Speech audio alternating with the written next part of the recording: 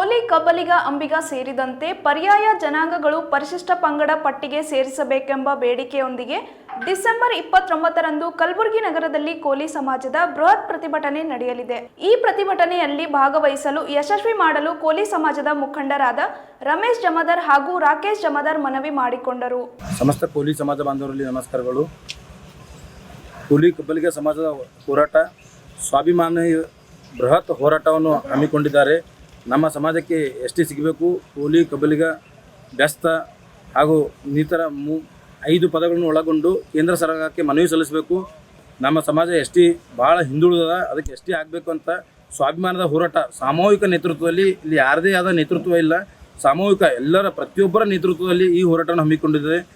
ಇದೇ ತಿಂಗಳು 29ರಂದು ಜಗತ್ ವೃತ್ತದಿಂದ DC ಕಚೇರಿಯವರೆಗೆ ಈ ಬೃಹತ್ ಹೋರಾಟದಲ್ಲಿ ಸಮಸ್ತ ಕೋಲಿ ಸಮಾಜದ ಜಿಲ್ಲೆಯ ಹಾಗೂ ಎಲ್ಲ ಭಾಗದ ಜನರು ಅತಿ ಹೆಚ್ಚಿನ ಸಂಖ್ಯೆಯಲ್ಲಿ ಭಾಗವಹಿಸಿ ಈ ಹೋರಾಟವನ್ನು ಯಶಸ್ವಿಗೊಳಿಸಬೇಕೆಂದು ಈ ಮೂಲಕ ತಮ್ಮಲ್ಲಿ ವಿನಂತಿಸಿಕೊಳ್ಳುತ್ತೇವೆ. ಜೈ ಅಂಬಿಗ.